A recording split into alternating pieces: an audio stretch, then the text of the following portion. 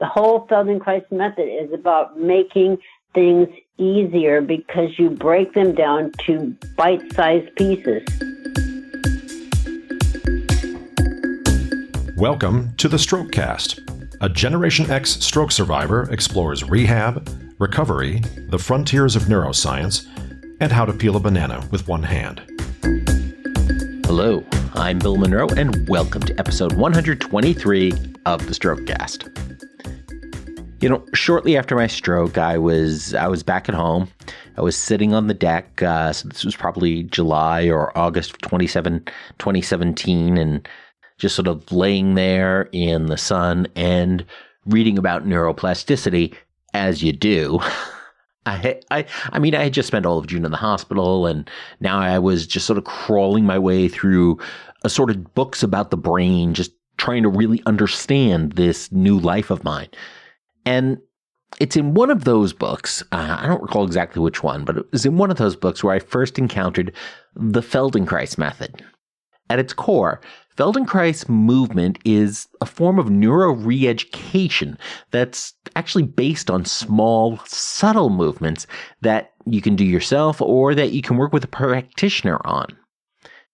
It's kind of an interesting type of thing that I wanted to learn a little bit more about. So today, several years later, I actually talk with Feldenkrais practitioner and Seattle stroke survivor Nancy Haller. Now, Nancy actually became a practitioner of Feldenkrais back in 1997 or so. And a few years later, in March of 2000, she had a stroke during some jaw surgery, but it's interesting because no one really figured out what was going on until she sought treatment from a speech therapist a couple of years later because she had developed foreign accent syndrome, where she just started speaking in an accent for no apparent reason. At that point, just over half of her speech was actually intelligible, and most of it, other folks couldn't understand. So as she started learning more about her experience then, she was really able to go ahead and leverage her experience with Feldenkrais to actually work on her own recovery once she knew what was going on. You see, most movements that we make can be broken down into smaller and smaller elements. And that's where the Feldenkrais method seems to do the work. I mean, we can talk about walking. It's not about putting one foot in front of the other. It's about subtle bends in the ankles, in the toes, in the muscles in the calves and the quads and the hips and the core, and all of that comes together. Each of those subtle movements has to be right to have a really smooth gait. And that's sort of the type of movement that Feldenkrais is all about. Let's just get small and subtle and sort of work with one joint at a time in order to re-educate the brain about how it works. Interestingly enough, this is actually kind of the complete opposite of the high-intensity gait training that Megan introduced us to back in episode 121.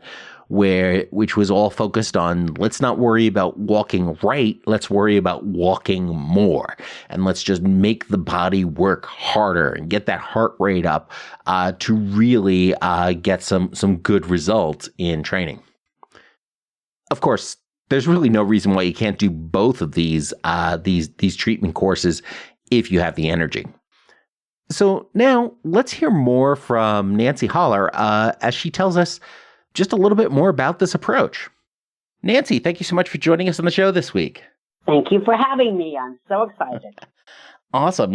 I'm excited too. This is, we're going to talk about a therapeutic approach that I've heard about and I've encountered in some of my reading as, we dive deeper into neuroplasticity and all of this fun stuff, but it's not necessarily as standard practice in all of the therapy I've had, and that is Feldenkrais movement. One of the things that's really interesting there that you don't think about before you enter this brain injury world is, like you said, it's this orchestra. It's how all of these different parts come together. With speech, it's being able to have the thought, then access the vocabulary in your brain, then translate that vocabulary into motions of the diaphragm to move the air, motions around the larynx, motions around the jaw, around the tongue, around all of those different things to be able to actually produce the sound. And after a brain injury, now your brain no longer has the resources to manage everything that's going on at the same time. So it has to go ahead and pick and choose and prioritize. It's why at times when I yawn these days, what'll happen is my affected arm will just sort of start rising up on its own because my brain doesn't have the resources to keep that arm down like it does with my unaffected arm. And it's fascinating how all these things have all these little tiny components that we never think about until we start going through something like this. And when I realized that my balance was so imperative, like even now, I have like a small heel pad that I make out of business cards, right? I'll just take 3 or 4 business cards and tape them together and cut it in the shape of a heel pad and stick it in my shoe. And I wear it because it helps me balance. When I take it out. And you found a use for business cards in 2021. That's awesome. Well, they have them, I mean, it could be a piece of cardboard. It doesn't matter. Right. Or you can, but I find that if I adjust it to my own needs, and it's easier. And a millimeter makes a difference. Because when I take the heel pad out, I lose my speech. It totally affects my speech to not have that little 2 business cards in my shoe or 3 business cards in my shoe. I lose my capacity to be articulating and clear. That's how delicate our system is. Right. So how does Feldenkrais help with that? Feldenkrais teaches micro movement. It teaches how do we slowly move so that we can connect the pieces of the matrix that are not connected. That is the neural pathway. The connection of the neural pathways that relate to how we move, how we think, how we live, right? And we do it through very slow movement. And it makes people, I cannot do an hour of this because it overwhelms my brain, but I can do something for a minute, 2 minutes, 3 minutes. So we can just do a really short one, really quick right now. How would that be? Sure. Sounds good. Okay. Let's start with something super simple, like how do we breathe? So if you just sit, put your feet on the floor, because if we're sitting and we have no feet on the floor, then we don't have any support for ourselves, right? The vagal nerve goes from the bottom of the coccyx to the brainstem, and it feeds all of the nervous system, and it goes right along the spine. So as your spine is a sense of erect, then the vagal nerve can feed all of your organs, right? Your whole system, your sciatic, everybody's in this system. So if we just sit, put our feet on the floor. Now, ever so slowly, I want you to just think about, without moving your feet, I think about bringing your heels toward each other and then take your heels away from each other. So you don't move your feet, but you can feel your bones moving, right? Move them toward each other, move them away from each other. And take a note as you do this, where does this move in your system? As you move your heels toward each other, what happens? And where do you feel it? Where do you sense this movement? Well, and now just stop for us. Go ahead. I'm sorry. I was going to say, well, with keeping my feet on the floor, I feel that in my knees. In the back of your knee, the front of your knee? The side of the knees. Okay, so then you're moving into the side of your knees, and you can actually put your fingers there, and you can feel it, right? Mm-hmm. That goes up, then it goes into your upper leg, right? Right. And kind of onto your bum. Sure. Right? So now you're kind of in the back of your leg, right? Mm-hmm. And the side. Okay, do nothing for a moment and just take a breath. Perfect. Now this time, I want you to leave your feet on the floor, and I want you to move your toes in and out. slow. Move your toes out like you're being a little duck, and then bring your toes together like you're a little pigeon. Mm-hmm. And then you're a duck, and then you're a pigeon. And where do you sense those movements? That's in the ankle inverters. Right, up the front of your leg, right? On the side of my ankles, really. Right, but if you just take them out a little bit further, you're going to notice that it goes into and up the front of your leg, where your heel goes through the back of your leg. Mm-hmm. Okay, yeah. So all of a sudden, you have a front and a back of your leg. So if we're always leaning forward and we're trying to do this, or we're always leaning over to one side or whatever, one side will be very easy to do, the other side will not be so easy. This is due to our asymmetry. But if you just begin to notice, if you're falling forward, then if you move your heels toward each other, it rocks you back. Do you get that sense? Yes, yes.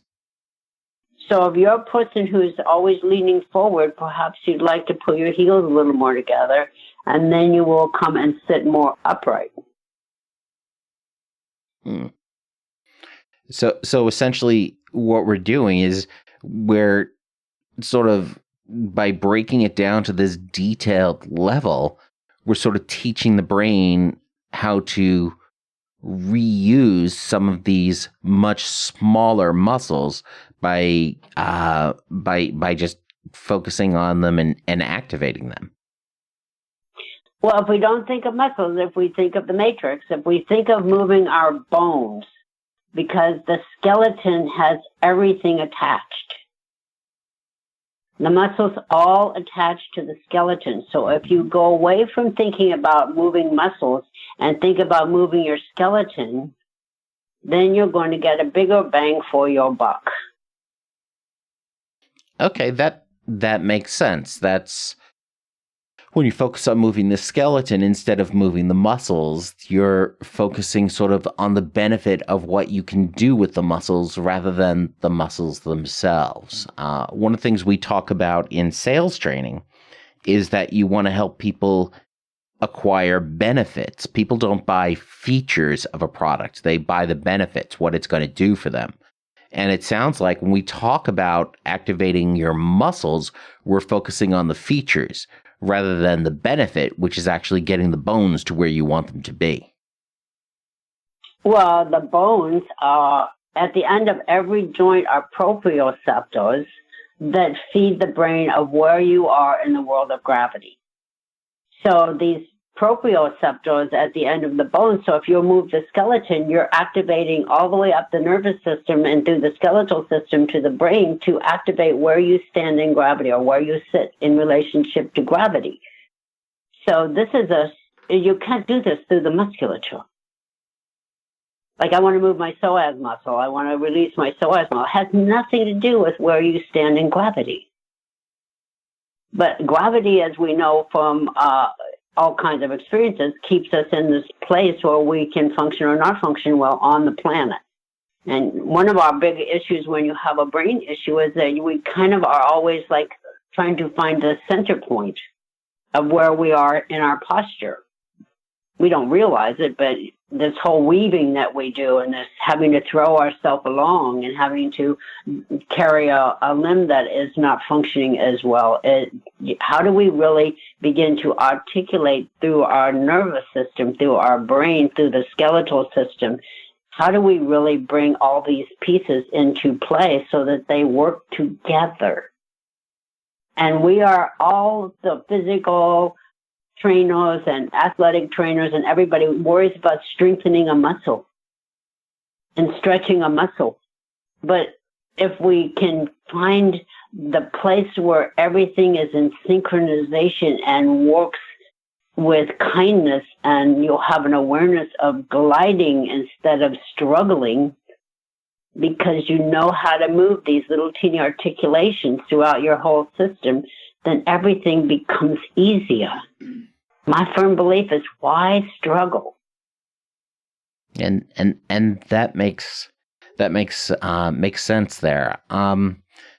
So with this approach, I mean, obviously it's a bit different from traditional physical, occupational, or speech therapy. But I mean, how common is it to find a Feldenkrais practitioner in a traditional medical facility, whether that's like an inpatient rehab unit or an outpatient neuro rehab organization? Well, I would first go to the Feldenkrais.com website and look for a practitioner in your area. Some of them carry additional licensure, i.e. PT, OT, massage therapist, etc. So many of these people can bill through your insurance policies, right? Mm-hmm. And other than that, you can find a practitioner who is in your area that you can work with. Right now, on the Feldenkrais.com site, you can find classes. Many of them are free, and you can just sign in, take a class, and start your process of self-learning. And do only what you're capable of doing at the beginning. If you get exhausted, rest. If you can only do 5 minutes, wow. The next 2 weeks later, you may do 8 minutes. Wow. Be kind to yourself. It's not easy to learn how to do things again. If you watch an infant, a baby learning, how much do they learn in the first year of their life?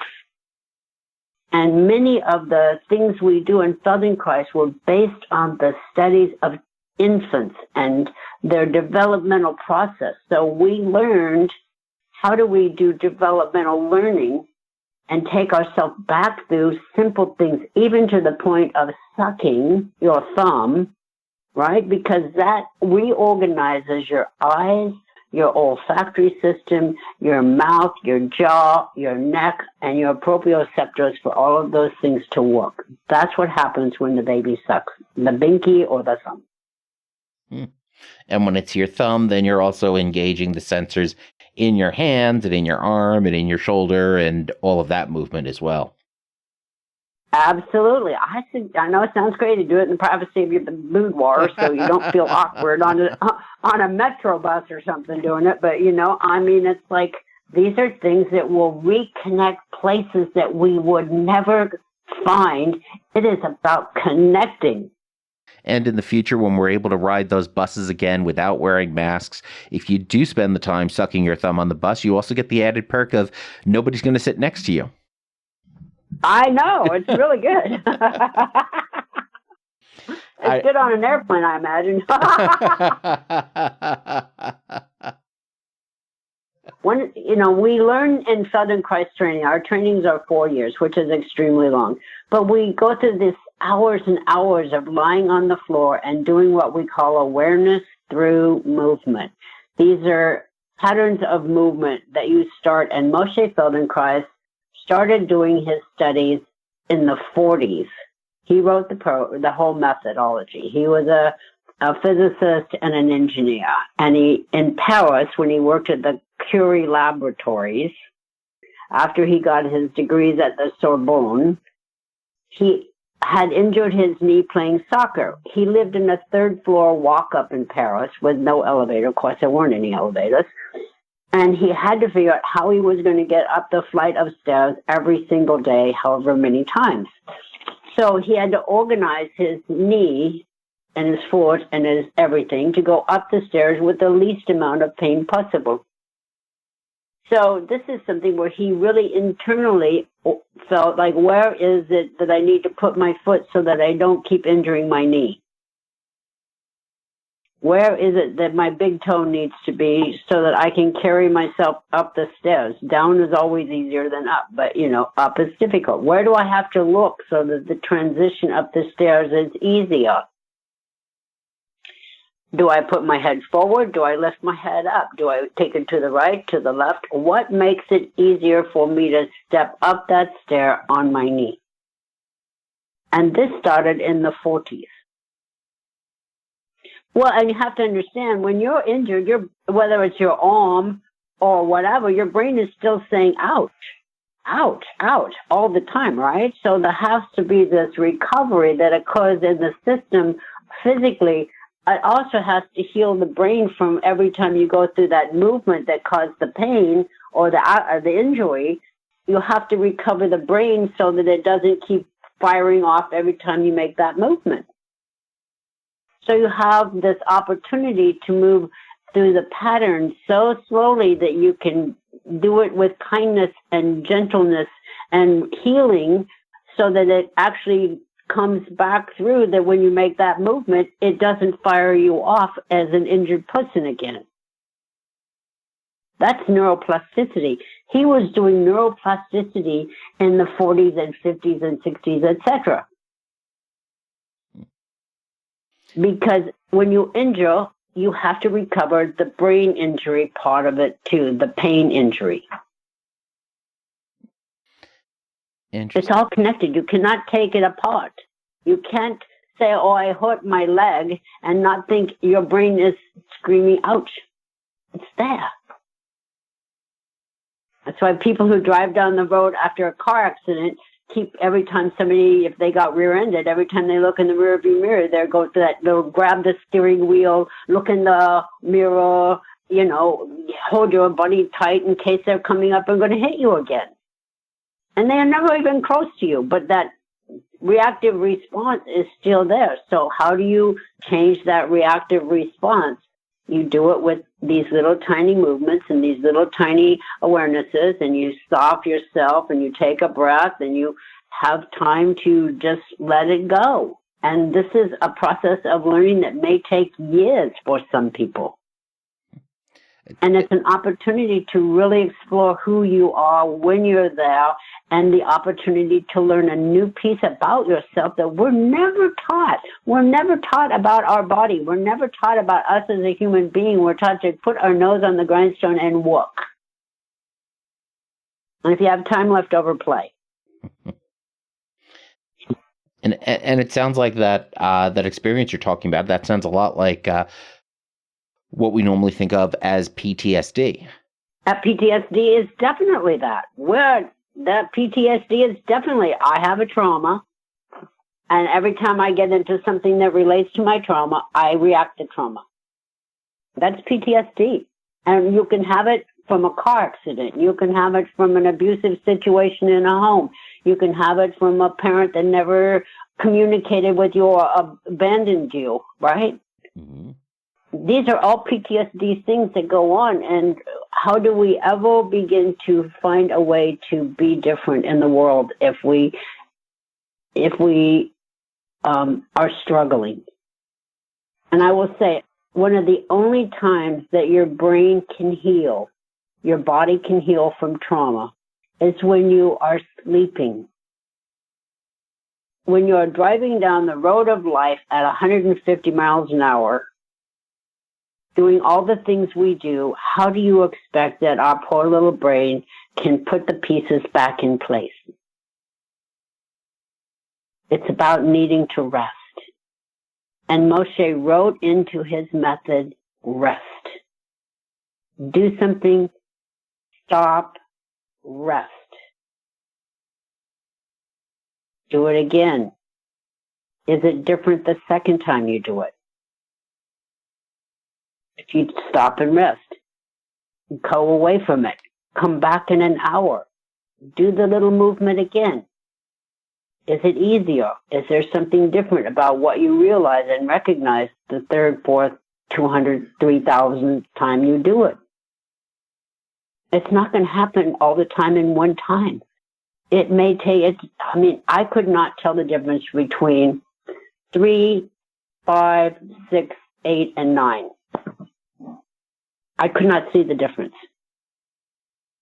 It took me 15 years to get to where I could see the difference between those numbers.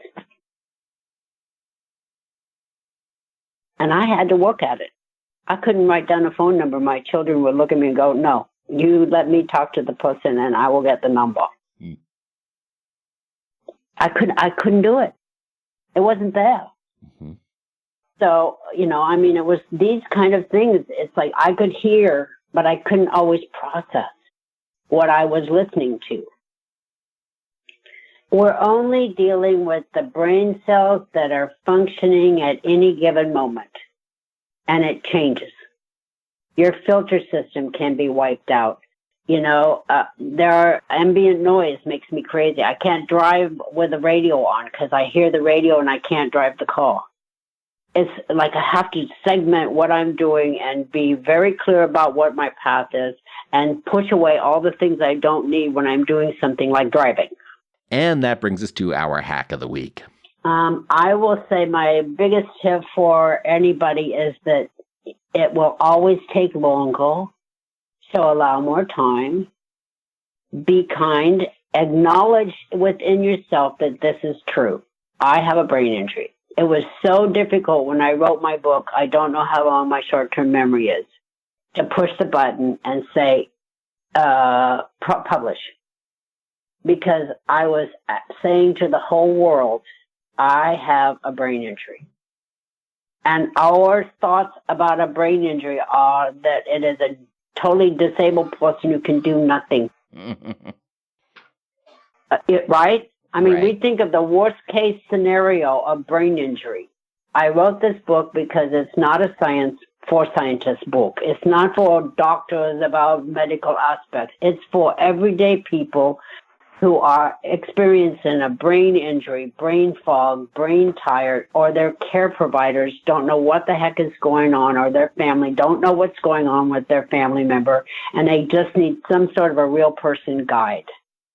And I wrote this book, and it's in big print so people can read it without glasses. But because it was stressful to try to read small print. So I put this together, and it's just things to say, I did this. If you can find pathways and make organization structures for yourself, it will be easier for you. And know they have to change all the time. If I have to go someplace, I leave myself. I have alarms set for 3 alarms set to get here on time. So if folks want to know more about you and what you're up to, where should they go? I have a website, nancyheller.com. I'm actually in the process of revamping my website, and I'm doing it myself, which is like truly a miracle because I can hardly do anything technical. And you can find my book on Amazon. It's I Don't Know How Long My Short-Term Memory Is, Feldenkrais Method and BrainEase is the title. Awesome. And so that's available for people, and it's in Kindle and in paperback. And I'm working right now on a membership site. Feldenkrais Connections will be out soon, and it will be videos of things of my little statements and little short awareness and movement classes, sequences for people to use. And I keep a lot of them very short because I would rather have 3 to 5 minutes and be able to center in and focus in than trying to take an hour, which I can't focus for an hour. Sure. So, okay. I'm just trying to make it easy for people. Okay, awesome. And we'll have all of those links in the show notes and over at strokecast.com.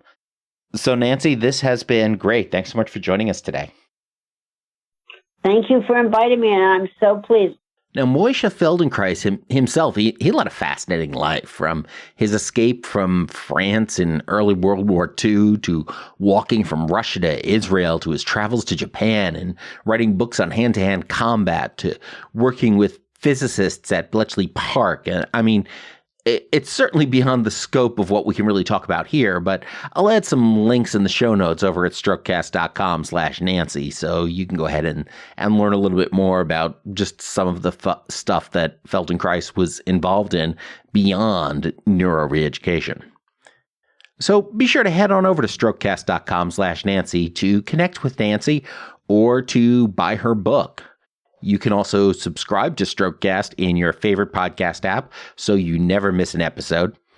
And of course, as always, don't get best, get better. Thanks a lot. I'm Bill Monroe, and I'll talk to you soon.